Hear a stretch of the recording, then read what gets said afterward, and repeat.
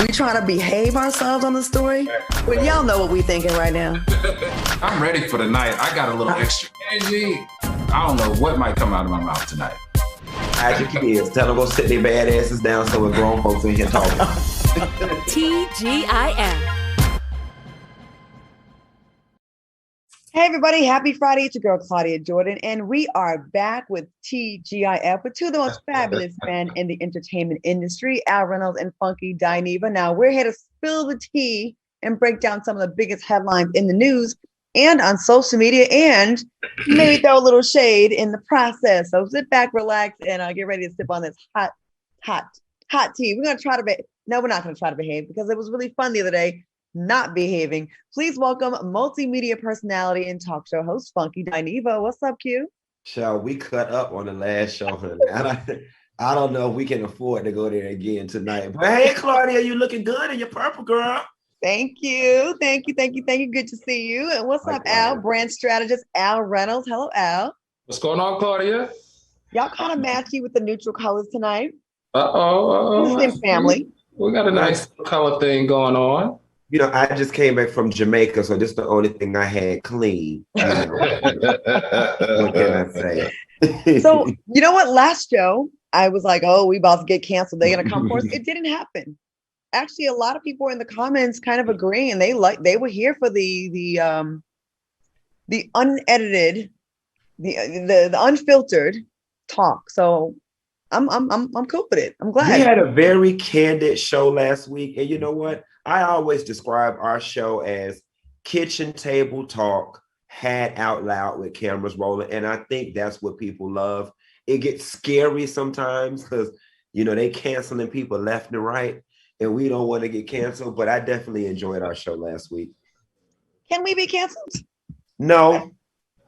I mean, if you look at all three of us. Let me tell you something. Jesus is my doctor, and he writes out all my scriptures. He gives me all my medicine, my shows, and my checks in my room. Think about all three of us, though. The things that we've all weathered, the storms we've all been through, the controversies, the scandals. All three of us have been through more than one thing. You know what I'm saying? Mm-hmm. Like, or some really big things. Mm-hmm. And we're still here. Yeah.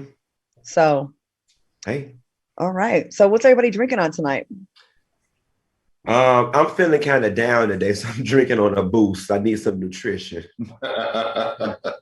We know you had a rough week with the loss of your dog, but then you've also been kind of burning the candle on both ends. What was you doing last night? I went out to dinner, had fun, and then I had a gentleman caller, and he left at 10 o'clock this morning. So, Well, I was helping him with career advice. I was mentoring him. Is that what we're calling it now? We calling that mentoring now? Is that what we do? Yes, mentoring. Is this someone you really like, or no? Just a mentee. Okay, well, I'm here for the finding of love for both of you. Actually, I had a couple of people in my inbox about you, Al and Q. We're gonna find you someone that can deal. Mm-hmm. That's gonna be a feat within itself. Claudia, what about we saw on your Instagram you were at Elizabeth State University. Are we gonna talk about that tonight? Because that was extremely cool. It was awesome. It was an HBCU. Myself and James Dubose, we went to Elizabeth City State University, which, again, HBCU, and it was a great time. We spoke to the kids in the media. Well, they're not kids; they're actually young adults. But the students in the media department, and it wasn't just people that were aspired to be on television. It was kids from all walks of life, and it was kind of cool. We just kind of talked life lessons, how to deal with rejection, stay in the course, as James always likes to say. Definitely some of the students threw their hat in the ring for some jobs and some internships, and it was a really nice event, and I really was honored to be asked to be there, and I love doing that kind of stuff, kind of telling the story where it wasn't so pretty. I mean, we were very candid, both of us, about humble beginnings and going through tragedies midway, not being sure if this was the career path for us, and things that come along, the dark side of the business as well. And I think they got a lot out of it because a lot of people hit my DMs and said they were inspired by it. So thank you so much to Elizabeth City State University. All right. And y'all have a great weekend. This is their homecoming weekend. So yeah, turn it up. Hey, good for them. Yeah, Little Mo's gonna be on there this weekend too. I love me some Little Mo. Lil Mo that was on stage with Jay-Z and Alicia Keys? No, that's Lil Mama. You so old and out of touch. Al, you just showed your age on the How you so old and white? Like, how you don't know nothing? Look, I'm trying my best. This is why I'm working at Foxhole. You said Lil Mo. You said Lil Mo. I mean, you said Lil Mom. You meant Lil Mom is what I'm saying. Damn. We're going to transfer your ass to the Home Shopping Network. You're too old for this show. All right, guys, let's get into these hot topics. We got a lot of show to cover tonight. Condoleezza Rice appeared on The View and denounced the teaching of critical race theory and said Black children can be empowered without making white kids feel bad. Here's what she said. Black people have felt disempowered by race. I would like Black kids to be completely empowered, to know that they are beautiful in their Blackness. But in order to do that, I don't have to make white kids feel bad for being white. Somehow this is a conversation that's gone in the wrong direction. Now, should we be surprised that Miss Rice is not here for critical race theory being taught in schools? What do y'all think about this? You know what? I'm extremely disappointed in Condoleezza Rice. Condoleezza Rice was one of the Republicans that I actually did respect because she was logical, she was rational, and she was relatable to a certain degree. I hate the fact that Condoleezza Rice has taken on one of these buzzwords that side of the political spectrum uses to talk against critical race theory. And if anybody who knows anything about critical race theory, its goal is not to make white people feel bad. That's white people own stuff they need to handle. On a bigger note, though, I think we have a branding problem when it comes to critical race theory. I think the name has been hijacked and has such a negative connotation right now. And quite frankly, if we just teach American history unvarnished in chronological order, the way it happened, then there would be no need to even name it any doggone thing. How about we just do an overhaul for teaching pure, unadulterated American history, and that's what we need to do. But white people need to understand that critical race theory is not an effort nor an attempt to make them feel bad for the sins of their ancestors, but yet alone to just teach history the way it is so it does not repeat itself. I 1000% agree. I feel like the Democratic Party has always had a branding problem, just like defund the police and critical race theory. Critical race theory sounds so scary if you don't know what it is. And I need them to stop making slavery Black history. That's actually on white people. That's y'all's history. That's what y'all did. It needs to be part of your history. And if the ancestors, their deeds make their descendants feel bad, we feel bad every day being Black. And I just think she's giving me Candace Owens Jr. Mm-hmm. Yeah, Al, what do you think about this? I'm curious to hear what you have to say about this.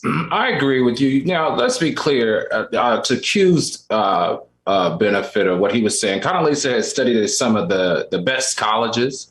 She is a professor at an Ivy League college. But let's be serious and honest. We've known her for 40 years, and she's always given me that raccoonish tendencies, if you ask me, because she's always teetered that line. That y'all gonna show the picture when he said raccoon? She looked like a raccoon there. No, seriously, she's always been the okay Black person in the room, and it's how I've always interpreted her. I watched that View clip several times because I tried my best to connect something to what she was saying to connect to, and I couldn't find a single thing to connect with her on. And I'm sorry, but I feel like we lost that woman. If you can sit in that chair and say the things that she said, I just feel like I'm done with her. So for me, it's by Condoleezza. I just have an issue for Black people who are fully aware of the struggles that Black people face in this country, yet they find a way to be white apologists and have so much sympathy for, like, I'm just really at a point, screw their feelings. So your feelings are hurt. So what? You didn't lose a dime on your paycheck and you're not going to die. Go home, have a glass of chamomile tea, and carry your ass to bed. I mean, any African American female that has witnessed what we witnessed in the last 4 years, 5 years with the Trump administration that sides with them, I am got to look at you side eye. Period. Full stop. I just can't have any more respect for somebody who doesn't understand the real struggles of people that look like me and you in this country. Period. And then Condoleezza, isn't she somehow related to the girls in the church bombing? And the who? The church bombing. Remember the girls that got bombed in the church? Didn't she know the girls or went to school with them or went to the church? Or well, she's from Mississippi, right? Is that where it happened? I may be conflated history. I'm lying. Don't worry about it. She's in a position where she can really, educate. Once again, I wish she would take the route of the Colin Powells of, yeah, I'm a Republican, but I can also speak freely and speak honestly. And it seems like she's tap dancing to make white people feel comfortable. And we why is everyone's comfort ahead of ours? Yep. Everyone's comfort is a priority over Black people's. Mm-hmm. Screw that, Condoleezza. And I think you made a huge misstep with this. And I hate to point out the similarities.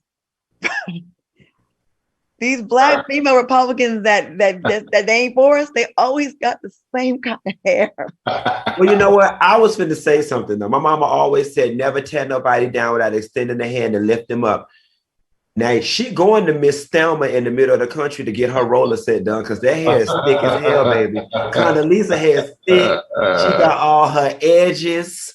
Okay, Condoleezza still uses a hot comb and grease to get her hair done. She got it bumped at the ends or whatever. She looking good. Yeah. All right. R. Kelly was put on suicide watch after being found guilty of 9 different sex crimes. Now, according to the singer's attorney, Kelly is debating whether or not to revamp his legal team in the New York case, which underwent a dramatic shakeup in the weeks leading up to his trial. What are your thoughts on the new development with R. Kelly, and should we care that he's on suicide watch? He said he believed he could fly. I mean, if he can, go ahead and off yourself. Listen, I'm so sick and tired of us using state resources, media resources, and personal energy talking about R. Kelly. R. Kelly, you was playing in them little girls' Tootsie Cat. You got to pay the piper. Just sit your ass in prison and rot and leave us alone. Like, just, it's over, man.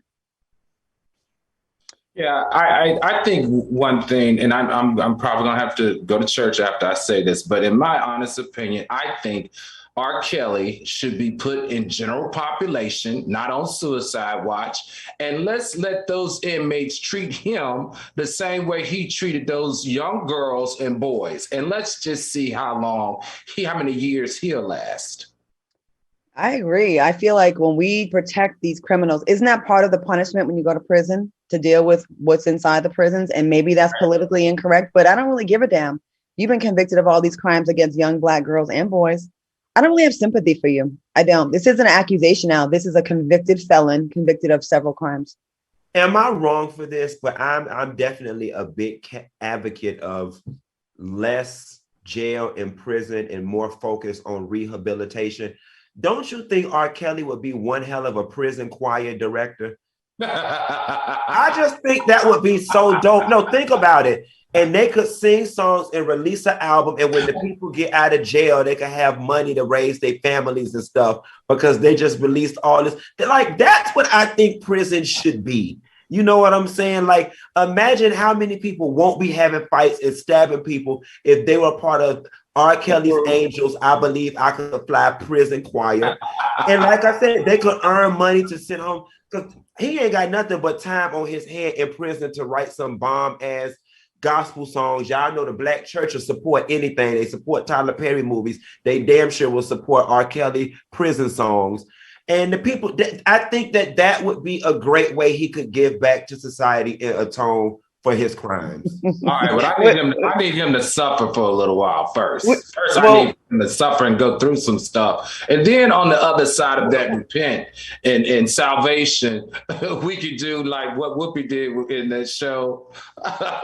y'all, soulmates, y'all gonna have to suffer through a commercial real quick because we're gonna take a quick commercial break and we'll be back and we're gonna think about this R. Kelly prison song album, this Christmas album, this gospel album. We'll be right back with more TGIF after the break.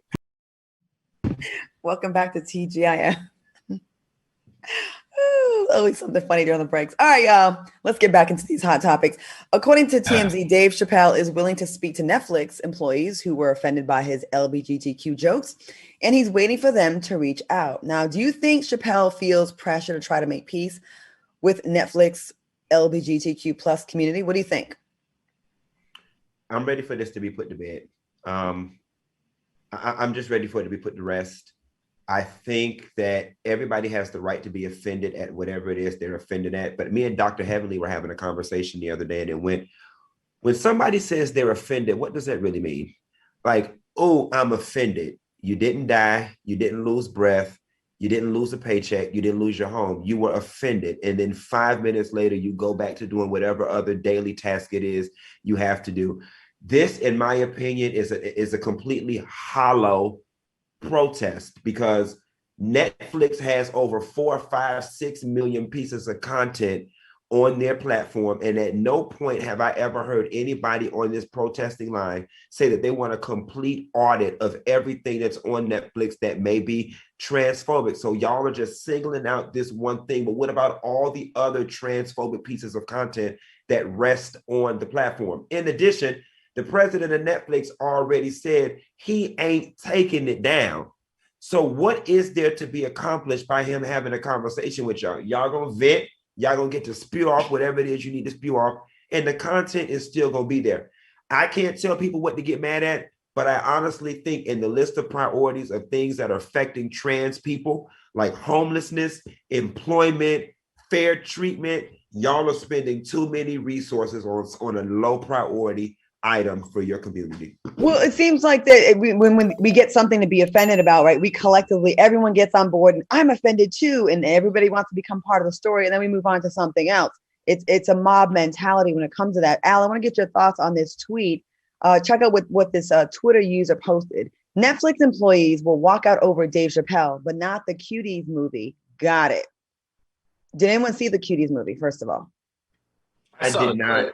I did. I saw the clips. It's of the 11-year-old girl who was born to, Senegalese, I think, Muslim parents, and in that very religious environment, she couldn't, she wanted to behave differently. So it's basically a hypersexual sexualization of young girls. And I definitely didn't see an uproar about this, because this is borderline pedophilia and child entrapment, if you ask me. You never saw any outrage over that.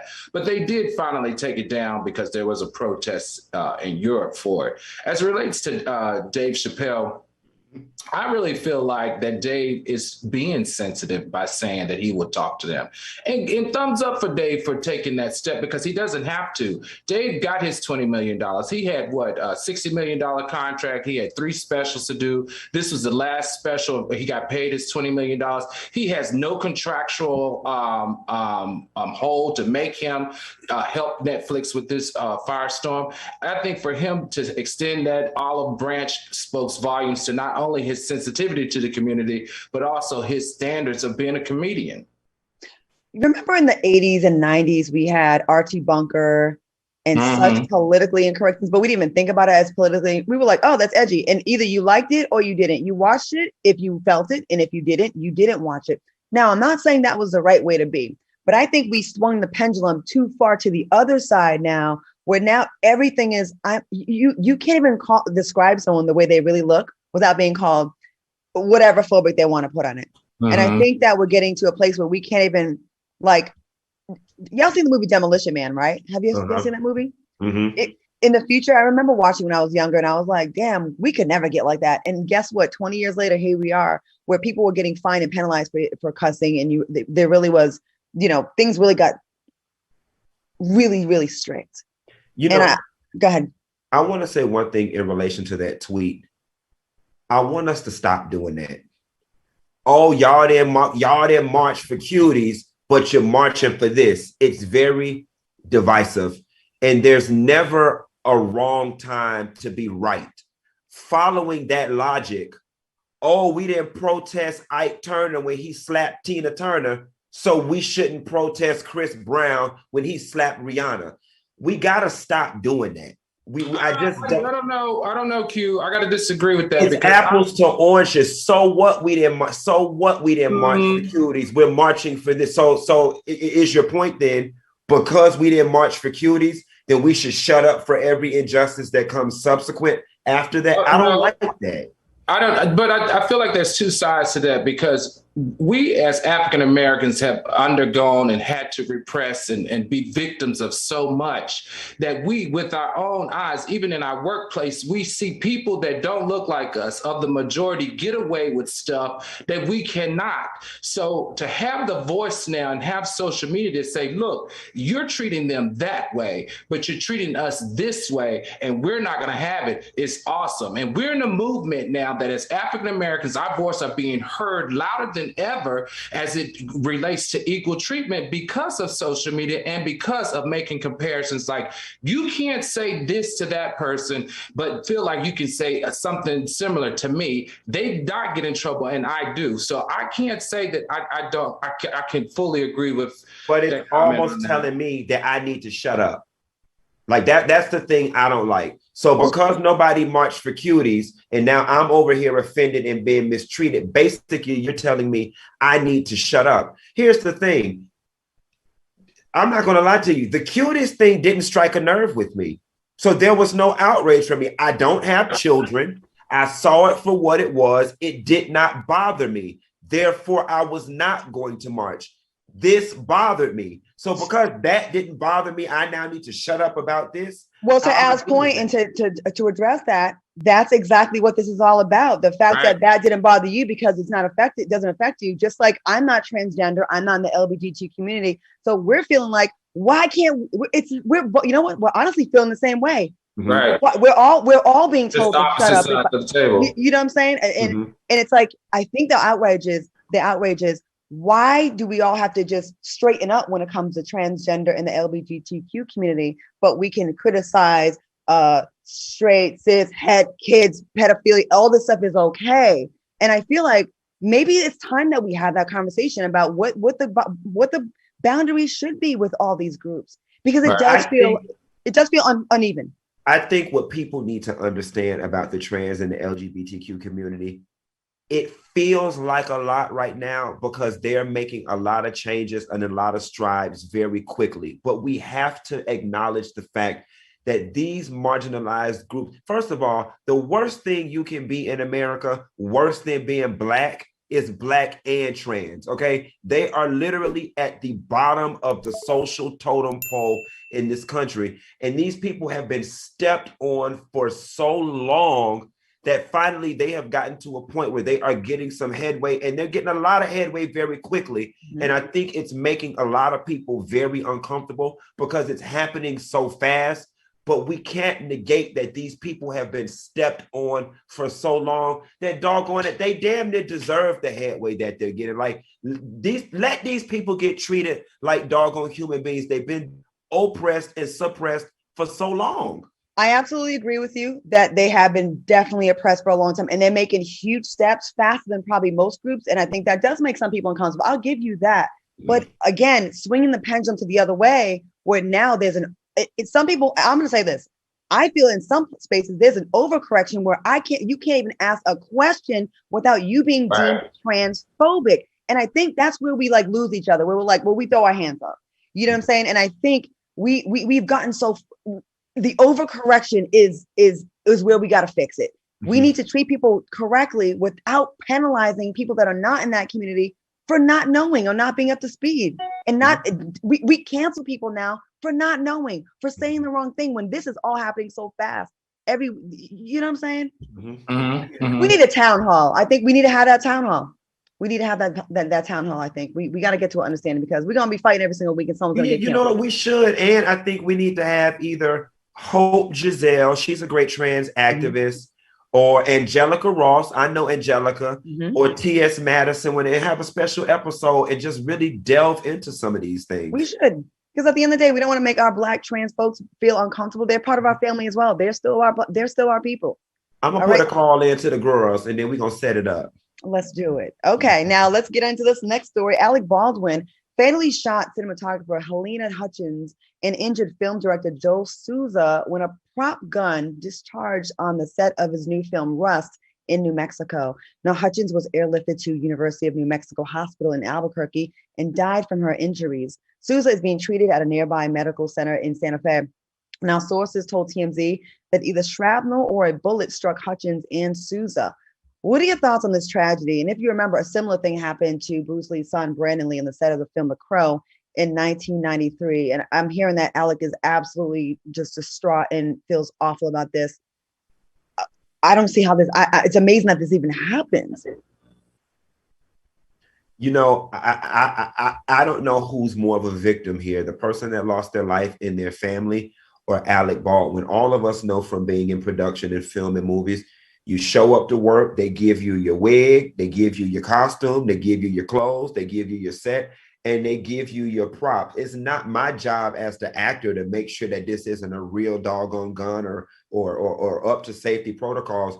There is a whole department for that, like a whole department. And I just think that this is a freak accident. It is unfortunate.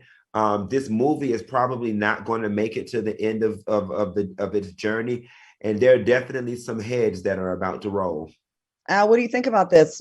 Baby, this story is juicier than anything we saw happen this week. Now, all right, now I'm gonna give it all to you now. Now, the union has been protesting. In fact, they walked out on this film just hours before this incident happened. And the members of the union are the assistant, the production assistant, the photo assistant, the prop assistant. All of those people have been very upset since the beginning of the taping of this because they said they've been working long hours. They have to work 12 to 14 hours. Then they have to drive an hour to find somewhere to sleep, all against their contract. The wages were low. The food wasn't there. They were disgruntled to the end. Now, this came to a head the day of the shooting, only for us to find a real bullet in a prop gun that killed the cinematographer. This is better than any CIS SUV. I'm doing all the wrong verbiage. Like y'all know I don't know, but this is a good story right here. And what's unfortunate, though, is that it's going to land on the back of Alec Baldwin because, you know, he's the most seasoned person. He's the one that shot. But something in the tea tells me that bullet was put in there on purpose, that they had complained about the safety issues because 3 days prior, the gun went off 6 times and no one addressed it. And this is just, I feel like someone's way of making them accountable for taking advantage of those union workers. So that play I did a couple weeks ago, I had to get killed. I had a shot and there was a gun that had a blank in it, right? And it always makes me nervous. Like, what if someone messes up? What if someone leaves something behind? So in the play, when Bernadette Sanders shot me, a piece of a projectile from the gun hit me in the face and it burnt my face, right? And it shocked the hell out of me. This is a small budget play. The fact that you have these guns, that is something that you cannot make that mistake. And I don't know if it's been proven that it's a bullet or was it shrapnel? I don't know what it was, right? Do we not know what it was yet? Well, they said that it was a projectile, but this projectile, they lied, it was a bullet because the bullet went through her heart and then went and struck and went through another person's, between his spleen and his collarbone or somewhere right here. So I can't think that is just a regular projectile that, Al, what university you went to that taught you the spleen was up here? Right, because it's really not. Where? I don't know. You know what? Al be trying to slide them in there, but he thinks he goes, ain't gonna Google it. And they be like, they be in the comments, Al be coming with the facts. He trying to say anything. And y'all be like, so damn sophisticated. Y'all are hating because y'all didn't read the story. Okay, whatever had happened, it was in the spleen. Now the spleen might not be up here, but wherever the spleen is, that bullet hit that man in the spleen, okay? You know what? It's funny, Claudia, because I would think that in 2021, that the bullet dust, the bullet sound, and the impact of the bullet would all be things that were handled in post-production. CGI, we don't need to have a real we don't need to have guns shooting blanks. And hopefully this will bring about some type of change and reform. Because Al, what I'm hearing is instead of checking that gun, the prop person was too busy striking And had they been on their doggone job. Absolutely. That's right. Because 3 days earlier, the prop gun went off and it discharged again. Like, you know, so it was an ongoing thing, and they couldn't follow any safety protocols because they didn't have anyone to work to report to. So they've been sloppy across the board. It's just unfortunately that a family is devastated and a life was taken. I hope they get it together, because we cannot afford to have anybody get shot up here in the liver or up here in the kidney. You know, and we just can't. So we're gonna take a quick gallbladder. Y'all are haters. We're gonna take a quick commercial break. We're gonna get Al Reynolds some biology 101 that we learned in 9th grade. I gotta pay the left bone, and the left bone connected to the head bone, and the head bone connected to the spleen bone. So I gotta read some of the comments. I gotta do the live read, but before that, we gotta get into some of these comments. Let's see. Daring Danielle said a basic anatomy course, Al. Let's see. Kia S says we're gonna get Al the operation game. Y'all get up off Al, says Joy Johnson. Shireen James, Claudia So Shady. Let's see. They are going in on you, Al. They said they're gonna get you the operation game so you can learn basic biology. Listen, I was in the School of Architecture. I was not in the School of Medicine. But don't you gotta pass high school science to get the college? Like, Al, like straight up, that didn't feel wrong between his collarbone and his spleen. Like, we don't got a one vital organ anywhere in this part of her body. We get it, okay? We get it. But the heart is, you know what? Okay. Reserve Bar is the online source of premium and luxury spirits, wine, and champagne. Visit reservebar.com to create the perfect home bar or have the ideal gift delivered. It's also where you'll find the best in new to hard to find bottles and those celebrity spirits you have always wanted to try. Look, no one does spirits better than Reserve Bar. You can even have a custom bottle engraved with a name, date, logo to create the perfect gift. You can buy your dream home bar at Reserve Bar. Just select the spirits and the wine that you love. They've also got the glassware and mixing tools that you need. Now, Reserve Bar offers the Cocktail Lounge, your online source for inspiring new cocktail recipes and the stories behind your favorite brands. And ready-to-drink cocktails taste better than ever, and Reserve Bar has them. And the pre-mixed drinks are great to have on hand for outdoor events. Listen, we love a good drink here on TGIF, and we need them. So Reserve Bar comes to in the clutch, has it all set out and laid out for you. So go ahead and visit reservebar.com today and use promo code T to save $10 off your purchase of $75 or more on spirits, wines, or pre-made cocktails, but only when you use our special offer with reservebar.com/T. Now that's reservebar.com and code T. This offer expires on December 31st, 2021. So make sure you go ahead and get you that. All right, y'all, let's get back into the stories. Or do we need a break? No, let's get back into the stories. Okay. According to NBC News, former NBA player Delonte West was spotted screaming profanities while holding an open can of Ice House beer and an open bottle of mango vodka. Okay. Police said he started to walk away while screaming, and they ordered him to stop. But when he refused, they commanded him to put the alcohol on the sidewalk. Now, the officers tried to put him in the back of a patrol car, but he was belligerent and continued to scream profanities and obscure rants. Now, West is facing charges of resisting an officer without violence, disorderly intoxication, and having an open container. I thought Delonte West was getting better when Mark Cuban intervened. What do you think is going on with Delonte? This is sad. So you guys know, I've shared with you guys in the past my brother's struggles with mental health. He's manic depressive, schizophrenic. And what I know about mental health is that it requires long-term and in some cases lifelong treatment. And I don't want to put any type of blame on Mark Cuban because it's not Mark Cuban's responsibility to take care of Delonte West. But it goes to show that a lot of the support that he was getting from the Mark Cubans and his teammates was performative at best. You know what I'm saying? Because on one token, Mark Cuban was posting pictures of him horseback riding, and supposedly it was like, Delonte West is fixed, and I'm the one that fixed him. And as soon as the media coverage went away, they released that man back to the doggone streets. And now this is what's happening. Now, Delonte, I'm going to tell you something. I don't know what your relation is to Florida, but Florida, we got enough of our own mess down here. Carry your ass back to wherever you was cutting up at before, because we got enough crazies down here in Florida. But this is unfortunate.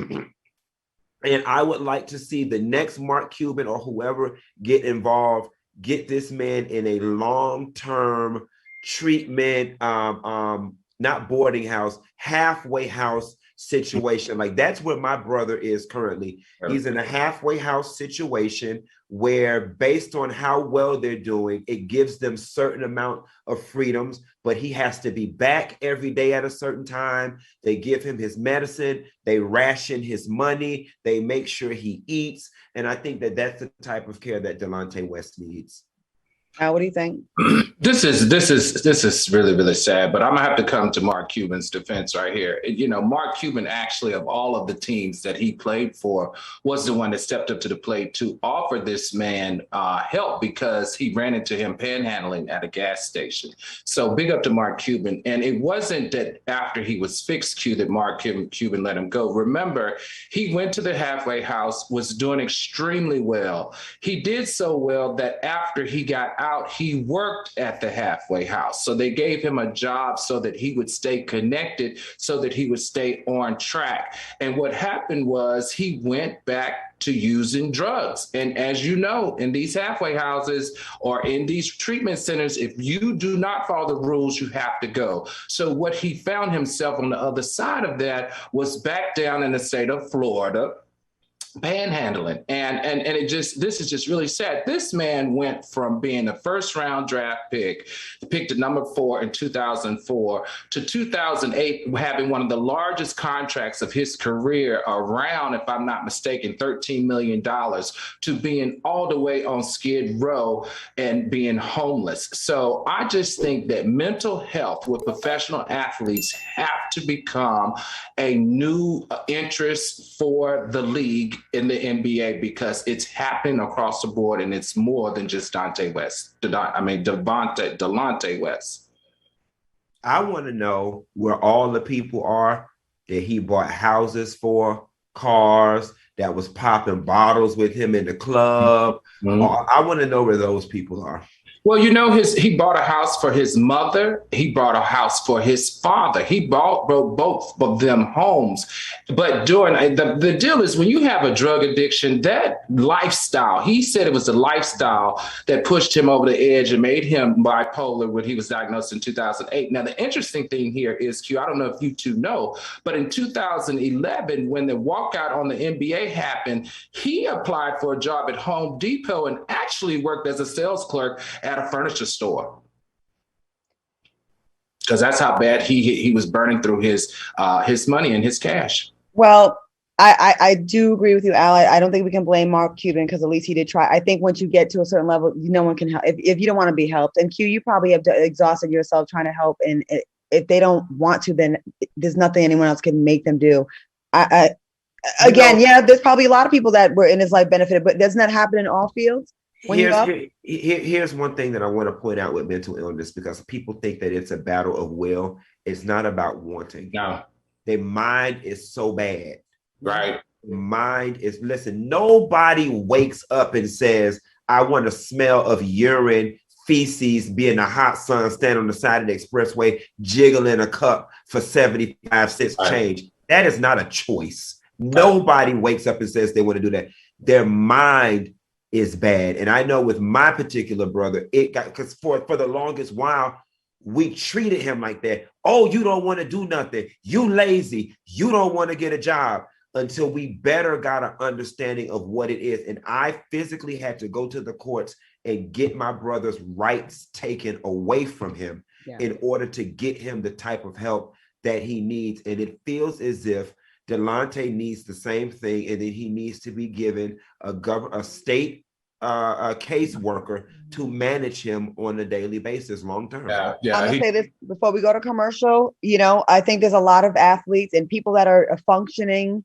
in society at a high level of athleticism or even other fields, and they're successful, they're making money. So people overlook, probably I'm sure there was a lot of signs, but people just overlooked it because he was a talented shooter.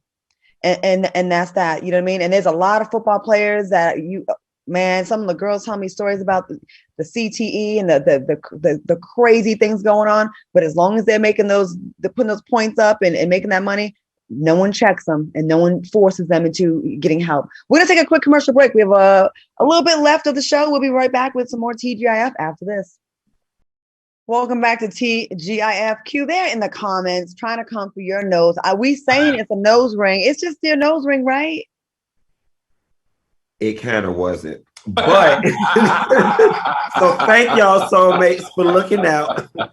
But this weekend, I am going to make it my business to go get another nose ring that sits a bit more flush to the top of my nose, so y'all can leave me the hell alone about my fashions. Okay, listen, it happens to the best of us. Everybody, every once in a while, we all get a little bat in the cave hanging out. Okay. All right, y'all, let's get into this Hazel. How am I going to go from nose and boogers to this? Let me take a moment in between. I ain't going to do it to her tonight. Yes, you are. I know you. We know you. Okay, in March, Hazel E dealt with life-threatening complications after having a botched mommy makeover surgery in Turkey. Now, that surgery resulted in Hazel E having her breast implants extracted, and she had to have a blood infusion. And despite nearly losing her life, Hazel E revealed during an Instagram live that she's once again going under the knife for cosmetic surgery. What do y'all think about her decision? Does she need to do it? Does she need to do more surgery?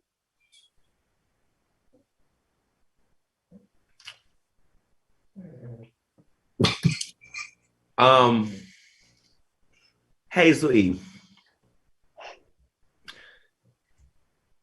At this point, there is no procedure out there that Dr. Miami, Dr. New York, Dr. California, Dr. Albuquerque, New Mexico can do to help you.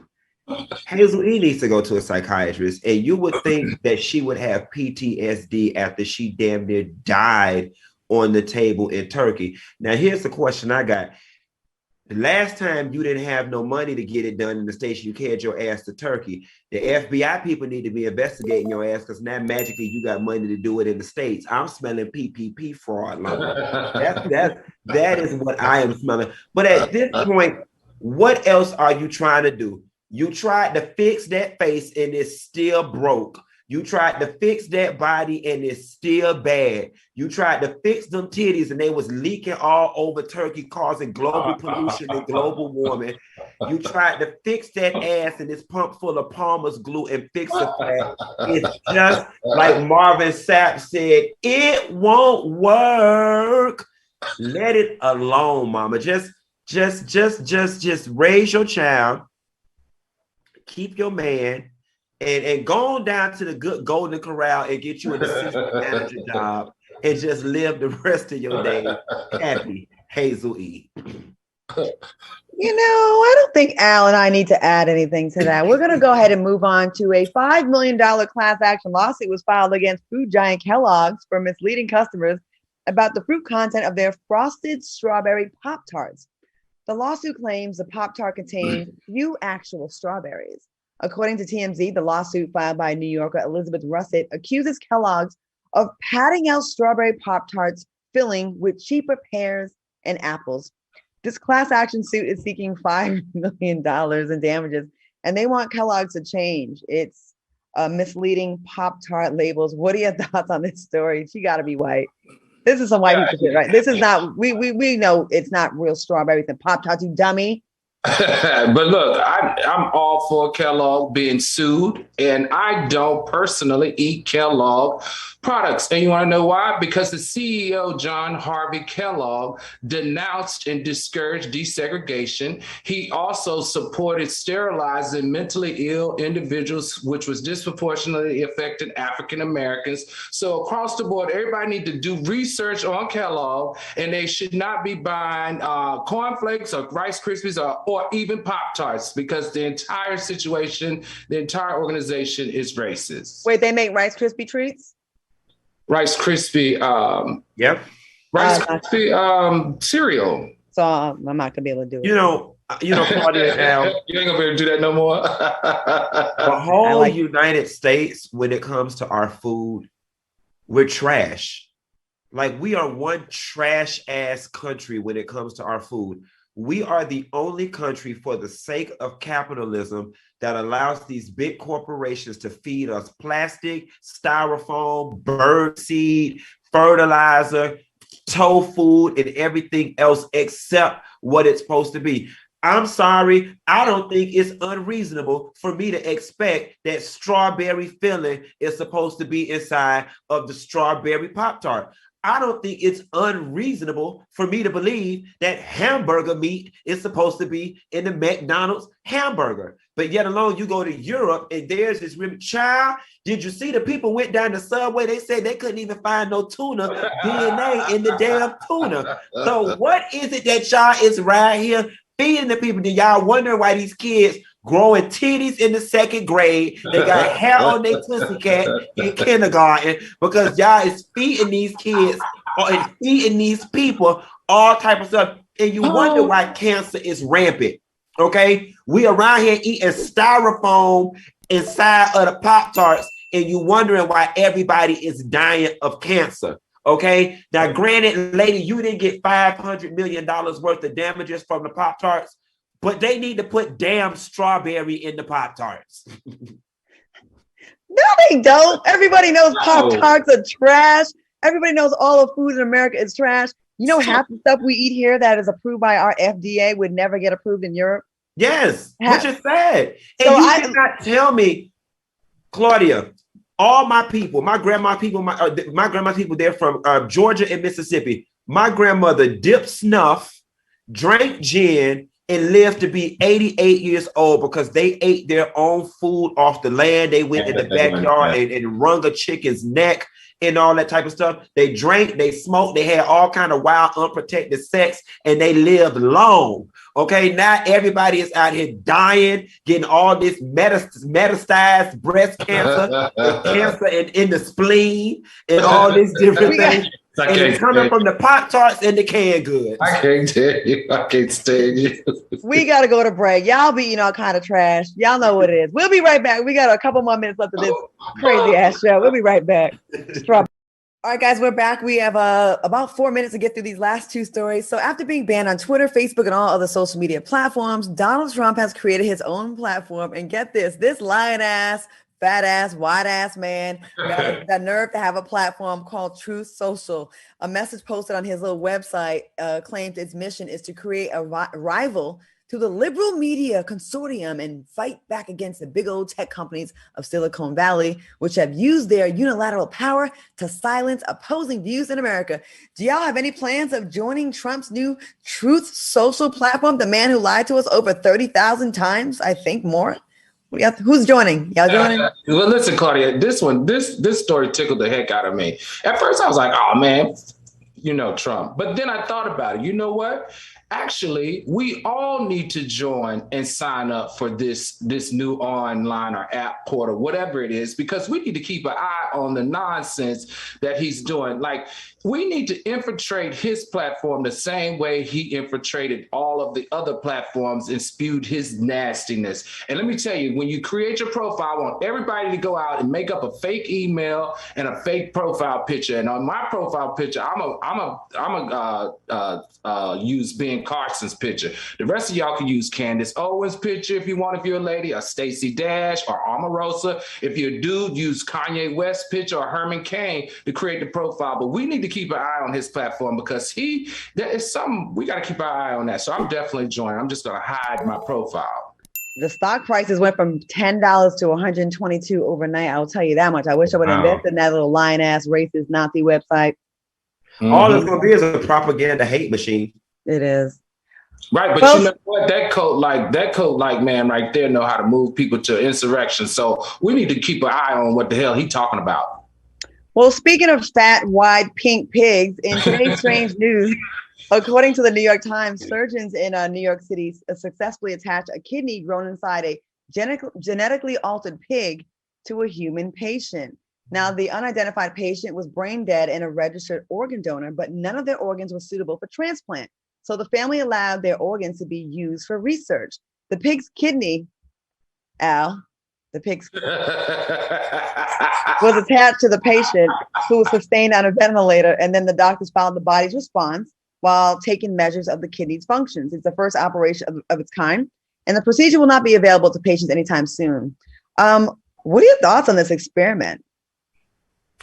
It's definitely something out of a page of a sci-fi movie, but I think that the real world applications of this could really revolutionize media. I mean, we grow pigs by the tens of thousands to make pork chops. Why can't we grow them by the tens of thousands to give people body parts?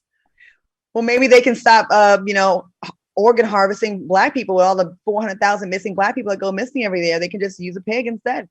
Or maybe these research scientists, y'all can do everything. Y'all gonna have a dead person with the liver, kidney hanging outside and doing all this great stuff. How about we cure cancer and we cure HIV/AIDS? How about we start there first? There's too much money in that. They'll never cure that. It'll never be a cure. They make too much money. But wow, that's kind of creepy. All right, y'all.